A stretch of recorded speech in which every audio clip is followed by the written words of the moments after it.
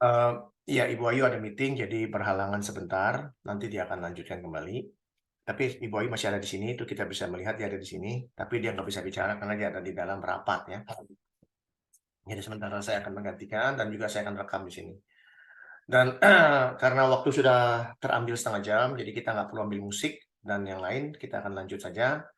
Eh, Pertama-tama saya mengucap syukur kepada Tuhan bahwa kita sudah bisa kembali lagi di sini, bertemu bersama-sama di tempat ini. Saya menyapa dari yang pertama pembicara Pak Paulus Wiratno, Pak Pendeta, terima kasih sudah mau hadir di tempat ini.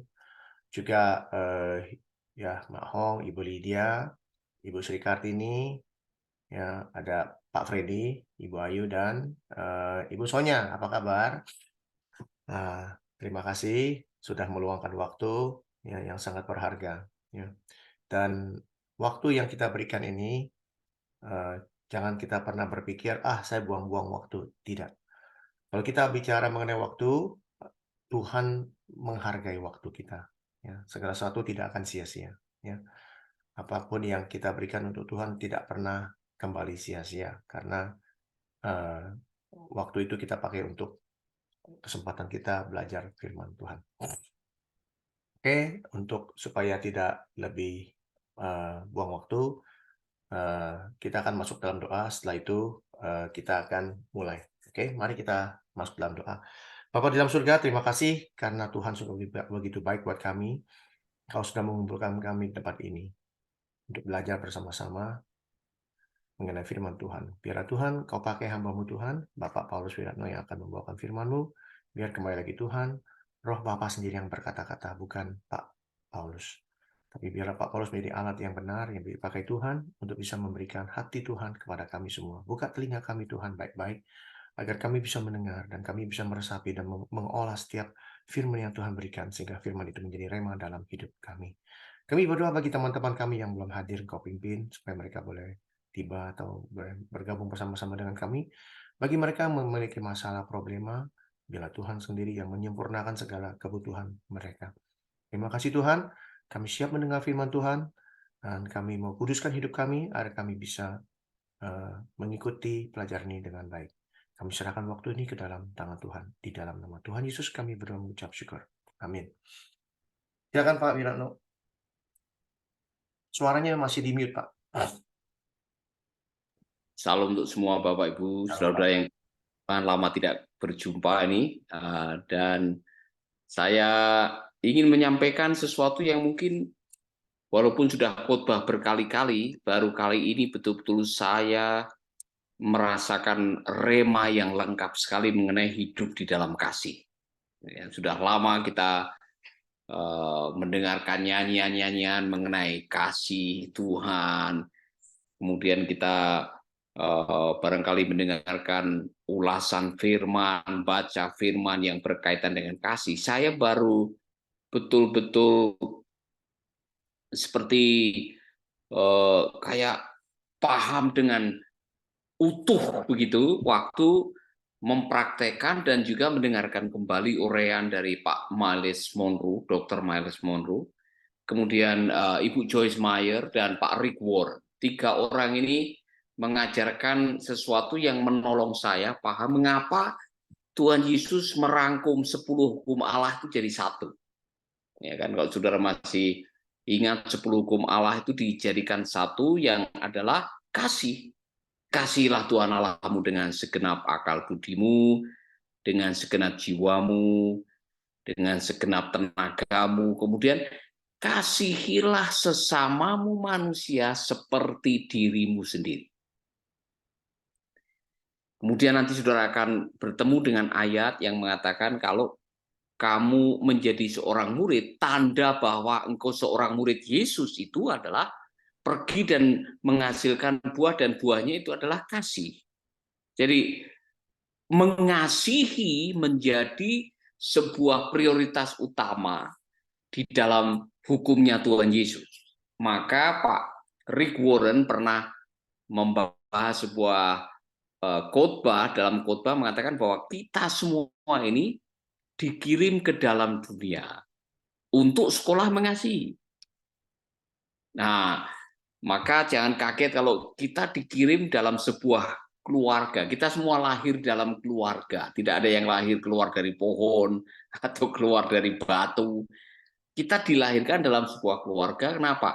Karena keluarga dipakai oleh Tuhan, menjadi perwakilan oleh Tuhan untuk menyuplai kasih sayang. Sehingga kita bisa merasakan kasih sayang.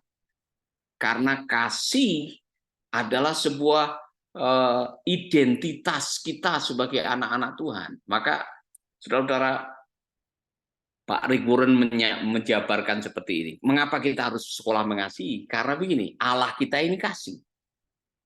Dan nanti waktu kita akan habis di dalam kekekalan bersama dengan Allah. Maka mood atau suasana surga adalah suasana kasih. Karena Allah itu kasih. Maka kita diperintahkan selama hidup di dalam dunia ini harus hidup di dalam kasih. Maka ada satu peristiwa yang menarik di dalam kitab suci. Menarik karena di dalam Matius 19 ada seorang pemuda yang bertanya bagaimana caranya masuk di dalam kerajaan Allah. Kemudian Yesus mengatakan lakukan semua perintah. Ya kan, di dalam Matius pasal 19 ayat 18 dikatakan seperti ini. Perintah yang mana itu? Tanya orang itu. Yesus menjawab, jangan membunuh, jangan berzina, jangan mencuri, jangan bersaksi dusta, hormatilah ayah dan ibu, dan kasihlah sesamamu manusia seperti engkau mengasihi dirimu sendiri. Kemudian orang muda ini berkata, semua perintah itu sudah kuturuti. Jawab orang muda itu. Apalagi yang perlu? Nah, Yesus berkata kepadanya, kalau engkau ingin menjadi sempurna, kalau engkau ingin menjadi sempurna, pergilah, jual semua milikmu, berikanlah uangnya kepada orang miskin, dan engkau akan mendapat harta di surga. Sesudah itu datanglah mengikuti aku. Mendengar kata-kata itu, orang muda itu pergi dengan susah hati sebab ia kaya sekali. Intinya, Yesus mengatakan kalau kamu ingin sempurna, maka hiduplah berbagi. Berbagi itu ekspresi dari kasih. Orang yang mengasihi tidak akan segan atau sulit atau pelit untuk berbagi. Nah, saudara, pemuda ini dia merasa sangat bangga karena dia sudah menjalankan 10 hukum Allah. Ternyata ada satu yang diminta oleh Tuhan Yesus, yaitu kasih. Praktekan kasih dalam kehidupan keseharian. Karena itulah the great commandment. Itulah perintah Allah yang paling mulia. Maka Yohanes 13 ayat 34 sampai 35 dikatakan, perintah baru aku berikan kepadamu. Kasihilah satu sama lain. Sama seperti aku mengasihi kalian, begitu juga kalian harus saling mengasihi. Kalau kalian saling mengasihi, semua orang akan tahu bahwa kalian pengikut-pengikutku. Tadi tanda bahwa kita murid Yesus bukan karena rajin gereja, bukan karena rajin baca Alkitab, bukan karena rajin ikut pelayanan, bukan karena rajin fasih, berkhotbah dan sebagainya. Tanda nyata bahwa kita murid Yesus adalah saling mengasihi. Jadi kasih menjadi value, menjadi nilai utama kekristenan. Saudara-saudara, Bapak Ibu yang dikasihi Tuhan, bukan hanya itu, bukan hanya menjadi identitas. Kasih menjadi cara untuk kita menemukan makna. Tadi yang pertama, kasih itu hukum yang paling utama yang dirangkum oleh Tuhan menjadi great commandment. Jadi perintah utama itu kasih. Nanti yang kedua, kasih itulah juga yang menyempurnakan keyakinan kita. Sebab kalau kita rutin beribadah tapi tidak hidup dalam kasih, dipertanyakan oleh Tuhan. Yang ketiga, tadi saudara-saudara, kasih itu yang menolong kita menemukan faedah kehidupan atau makna hidup ditemukan waktu kita mempraktekkan kasih. Rasul Paulus menjabarkan dalam 1 Korintus 13 ayat 1 sampai 4. Meskipun saya dapat berbicara dengan berbagai bahasa manusia, bahkan dengan bahasa malaikat sekalipun, tetapi saya tidak mengasihi orang lain, maka ucapan-ucapan saya itu hanya bunyi yang nyaring tanpa arti. Meskipun saya pandai menyampaikan berita dari Allah dan mengerti semua hal yang dalam-dalam dan tahu segala sesuatu serta sangat percaya kepada Allah sehingga dapat membuat gunung berpindah, tetapi saya tidak mengasihi orang-orang lain, maka saya tidak berarti apa-apa.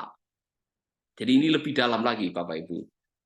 Jadi cara termudah menemukan makna kehidupan adalah hidup mengasihi.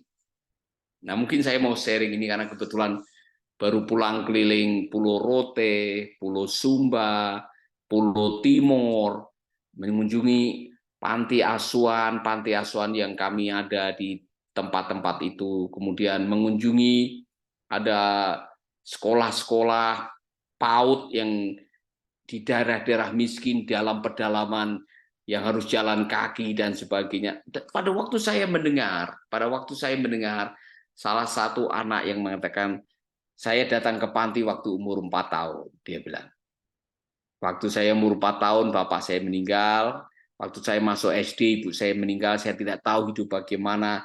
Tiba-tiba ada bapak kepala desa yang membawa saya ke panti asuhan Mercy. Sekarang saya sudah mau tamat SMA, saya mau kuliah. Saya senang bisa berada di Mercy, katanya. Waduh, saudara-saudara, waktu saya mendengar itu, saya menemukan makna hidup. Jadi mungkin saudara tidak pandai bicara, mungkin saudara tidak pandai berkhotbah, mungkin saudara bukan dermawan yang luar biasa, tetapi kalau hidup kita diwarnai oleh kasih, kasih itulah yang akan menolong kita menemukan makna kehidupan. Maka benar ada orang yang mengatakan at the end of the days, it's not how much do you have, but how much do you give it what you have. Kita hidup dengan menemukan makna pada waktu kita bisa berbagi dengan apa yang Tuhan berikan lewat kehidupan kita. Saudara-saudara, saya ketemu dengan seorang pemuda di Sumba yang selesai saya khotbah, dia mendatangi saya, Pak Paulus ini ya, saya sudah lama pengen ketemu Bapak, katanya. Saya mendengarkan firman Tuhan lewat radio yang Bapak dirikan di Soe. Saya mulai dengar firman Tuhan waktu umur 6 tahun, Pak. Saya dengar suara Bapak, dan kebetulan radio kami yang di Soe memang jangkauannya cukup luas. Nah, saudara-saudara, tiba-tiba pemuda ini bilang, waktu saya dengar firman, saya pengen jadi hamba Tuhan seperti Bapak. Kemudian dia bilang, sekarang saya sudah jadi hamba Tuhan, Pak, dan saya melayani di Pulau Sumba. Terima kasih, Pak, untuk khotbah-khotbah Bapak yang saya dengar. Saudara-saudara, waktu saya mendengar itu, saya tidak pernah ketemu dia. Sekali ketemu saya mendengarkan itu. Significant of life. Rasa hidup ini berarti. Rasa hidup ini bermakna. Muncul dalam hati saya. Dan ada sukacita yang tidak bisa dibayar oleh uang. Jadi saya mau mengatakan kepada Bapak Ibu sekalian, cara yang paling mudah untuk mempraktekkan firman Tuhan, hiduplah dalam kasih. Cara yang paling mudah untuk menemukan makna hidup, praktekkan kasih dalam keseharian.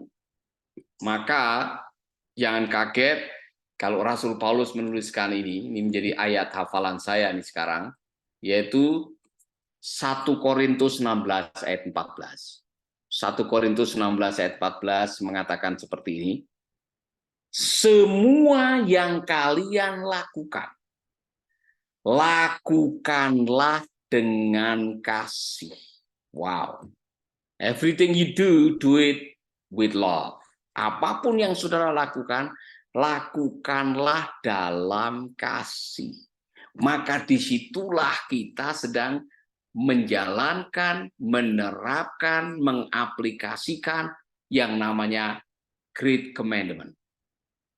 Saudara-saudara, saya bisa ngomong berhari-hari menceritakan betapa luar biasanya ketika kita bertemu dengan orang-orang yang merasakan kasih yang tidak kita sangka-sangka, sesuatu yang kecil yang kita anggap remeh, yang kita berikan kepada orang, dan orang itu terima kasihnya tidak habis-habis. Karena apa?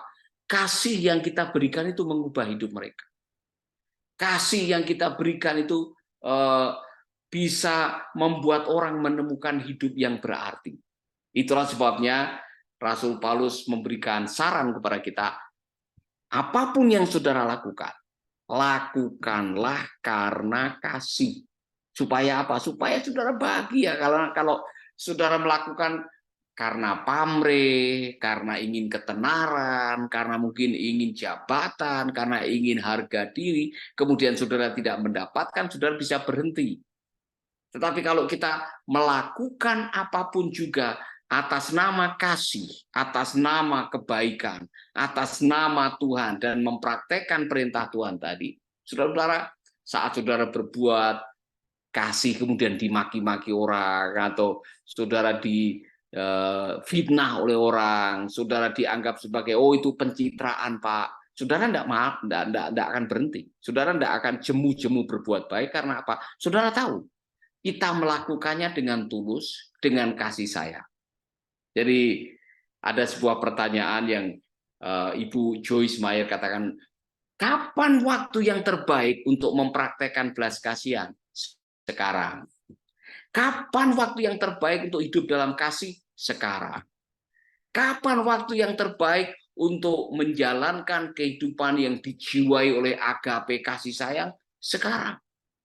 Itulah sebabnya jangan menunggu nanti. Ya, nanti kalau saya sudah banyak berkat, saya baru mempraktekkan kasih sayang. Nanti kalau saya sudah banyak rezeki, baru saya akan menolong pekerjaan Tuhan. Nanti kalau saya sudah punya simpanan uang di bank, baru saya akan keluar dari rumah nolong mereka. Telat, Bapak Ibu, telat. Nah, di dalam kasih, apapun yang kita lakukan, tidak mesti harus memberi dalam bentuk uang. Ya kan? Kemarin kami dikunjungi oleh anggota DPR Komisi 8, ada 11 orang, ada staf kementerian datang ke panti kami melihat apa yang kami lakukan, dan mereka tanya, apa yang membuat Bapak melakukan ini?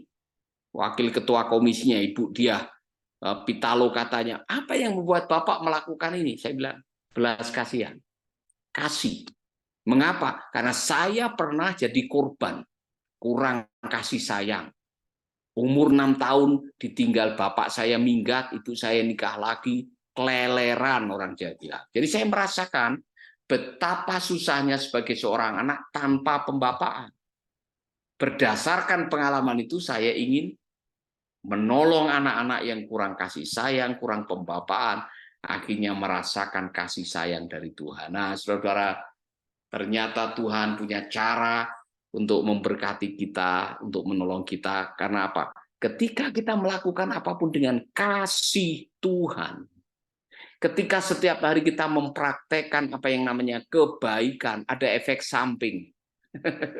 Saya bilang, kalau setiap hari ada kebaikan, sekali aja melakukan kebaikan karena dijiwai oleh kasih sayang, bukan karena yang lain-lain, ada efek samping. Efek sampingnya tertulis di dalam Mazmur pasal 41. Saya tidak membacakannya, tapi saya masih ingat ayat-ayatnya. Berbahagialah orang yang memperhatikan orang yang lemah. Orang itu akan diluputkan dari malapetaka. Musuh-musuhnya dibuat tidak berdaya. Orang itu akan dibuat bahagia. Kalau dia sakit, luka-lukanya akan segera sembuh. Dalam bahasa The Message dibilang, Tuhan akan menjadi perawat pribadimu. Itu efek sampingnya. Jadi saya sudah mengalami, saya mengajak Anda sekalian, Bapak, Ibu, Saudara, marilah kita melakukan apa yang menjadi perintah Tuhan Yesus, perintah Rasul Paulus, in everything you do it with love.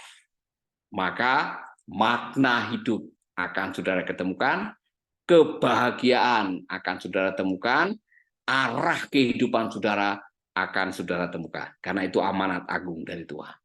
Jangan sampai kita terjebak dalam rutinitas agamawi, tapi kehilangan kasih sayang, seperti yang digambarkan oleh Rasul Paulus. Pintar bahasa malaikat, bahasa roh, pintar berkomunikasi, mungkin punya banyak karunia, tapi kalau tidak dijiwai oleh kasih, tidak ada artinya apa-apa. Saya pikir itu poin yang sangat luar biasa bagi kita semuanya. Jadi malam hari ini Bapak Ibu, di tengah kesibukan Bapak Ibu barangkali mencari nafkah, melayani, melakukan kegiatan sehari-hari, jangan lupa in everything you do it with love. Lakukanlah dengan kasih sayang, maka Tuhan akan memberkati. Amin. Mari kita berdoa. Bapa kami dalam surga, kami mengucap syukur buat malam hari ini. Kami rindu renungan ini bisa menjadi sebuah pewahyuan, menjadi rema, menjadi sebuah cermin untuk kami merefleksikan hidup kami, sehingga benar-benar setiap hari, setiap jam, setiap detik, apapun yang kami lakukan adalah mencerminkan atau dijiwai oleh kasih sayang. Terpujilah namamu Bapa, di dalam nama Yesus kami berdoa. Amin, amin. Tuhan memberkati. Saya Pak Hendrik, nanti saya mohon maaf, saya turun duluan. Ya, Yesus Ya. memberkati. Terima kasih sekali untuk Pak Paulus yang sudah memberikan firman. Sederhana, pendek, tapi jelek gitu ya. Istilahnya jelek. Kalau dipakai ditusuk-tusuknya ngejelek gitu ya Pak ya.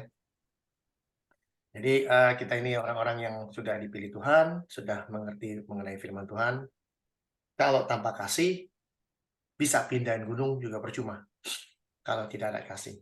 Jadi saya tidak mau panjang lebar. Pak Paulus kelihatannya sangat sibuk. Jadi beliau akan meninggalkan kita sebentar lagi. Dan mungkin ada yang mau bertanya, mungkin Pak Paulus bisa kasih satu pertanyaan dari kita. Nah, setelah itu Pak Paulus bisa meninggalkan kita. Jadi saya kasih waktu satu orang saja bisa mewakili semua bertanya. Saya persilakan kalau ada.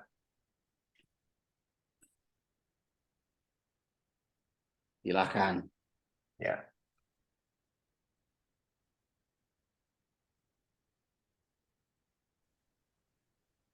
Jangan malu-malu bertanya. Kalau mau bertanya itu